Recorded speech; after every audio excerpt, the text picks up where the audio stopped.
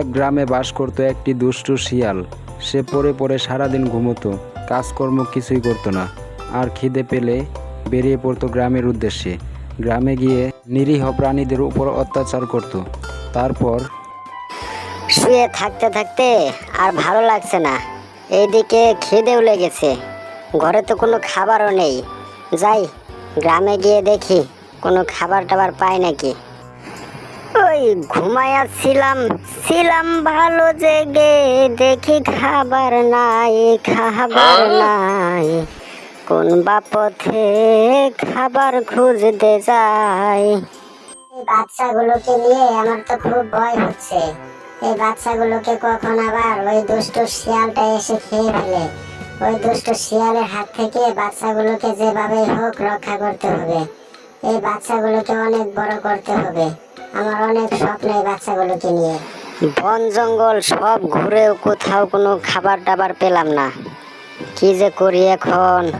যাই ওই ছাগলিনীর বাড়িতে গিয়ে দেখি যদি কোনো খাবার টাবার পাই।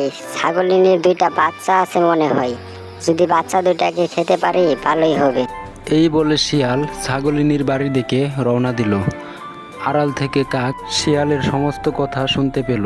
কাক ছিল অত্যন্ত বুদ্ধিমান ও সৎ, সব সময় সবার উপকার করত, তার চোখের সামনে কারো ক্ষতি হতে দিত না। তারপর কা কা তাড়াতাড়ি যাই, ওই বেটা দুষ্ট শিয়ালের হাত থেকে ছাগলিনীর ছানা দুটোকে বাঁচাতে হবে। কাক এসে দেখল শিয়াল আগেই এসে পড়েছে। তারপর এই ছাগলিনী, তোর বাচ্চাগুলোতে দেখি ভালোই, আমাকে দিয়ে দে, আমি তোর বাচ্চাগুলোকে খাবো। অনেক দিন হলো ছাগলের মাংস খাই না, আজকে ছাগলের মাংস খেয়েই দিনটা পার করে দিই। না শিয়াল ভাই, তুমি আমার ছাগলের ছানা দুটোকে নিও না।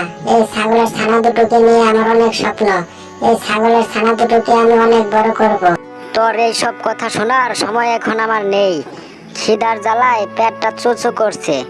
যদি ভালোই ভালোই ছাগলের ছানা দুটোকে না দেস, তাহলে কিন্তু তোকেও নিয়ে যাব, তোকেও খেয়ে ফেলবো। ছাগলিনীর ও শিয়ালের সমস্ত কথা শুনে কাক বলল, কা কা শিয়াল ভাই, এই ছোট ছোট দুটো ছাগল ছানাকে খেয়ে তোমার আর কি হবে বলো? আমি বলি কি, ছাগল ছানা দুটো বড় হলে তারপর না হয় তুমি খেও। এই দুটো ছাগল ছানাকে খেলে তো তোমার এক বেলার খাবারও হবে না। বড় হলে যদি খাও, 2-3 দিন তুমি অনায়াসে খেতে পারবে। তুই কথা তো মন্দ বলিস নাই, কিন্তু ওদেরকে যদি এখানে রেখে যায় তাহলে তো ওরা পালিয়ে যাবে। ঠিক আছে, বড় হলেই খাবো, কিন্তু ওদেরকে আমার বাড়িতে নিয়ে যাব। এ শিয়ালিনী চল। এই বলে শিয়াল ছাগলিনীকে নিয়ে তার বাড়ির দিকে রওনা দিল।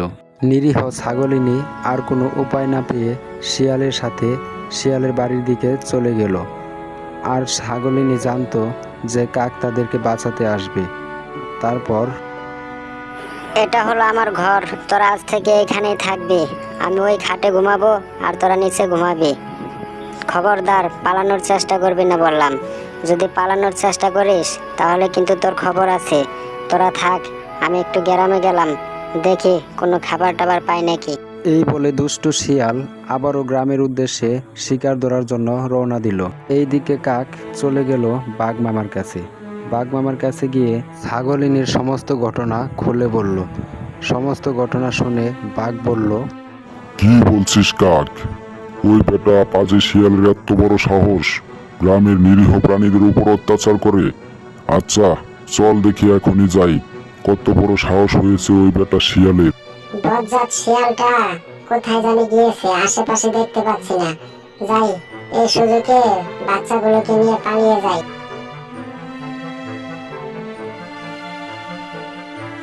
এই ছাগলিনী, তোর মতলব তো ভালো দেখছি না, পালানোর চেষ্টা করছিস নাকি?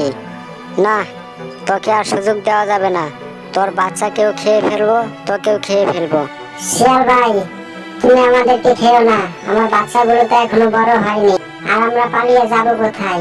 আমরা পালিয়ে গেলে তো তুমি আমাদেরকে আবার ধরে ফেলবে। আমার বাচ্চাগুলো বড় হলে তারপর তুমি খেও। না, তোদেরকে আর বিশ্বাস করা যাবে না, তোদেরকে এখনই খেতে হবে। তোদেরকে আমি এখনই খেয়ে ফেলবো। এই বেটা শিয়াল, তোকে এত সাহস কে দিল?